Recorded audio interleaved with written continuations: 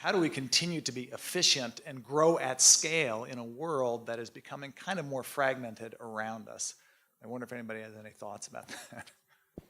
We have a very fragmented customer base, but I think, and for the most part, we're competing with very large divisions of very large companies around the world. There was a time when we had zero scale, and we actually used it as an advantage, and we had a very innovative value proposition for consumers. I think when you have that scale you have to be global, and you have smaller and smaller points of differentiation, it's harder. Doesn't mean you can't do it. What I'd say in general, I don't know if it's descaling, but disintermediating. Scale is changing, and maybe how we think about leveraging that. We ask ourselves every day, are we sure these are our core competencies?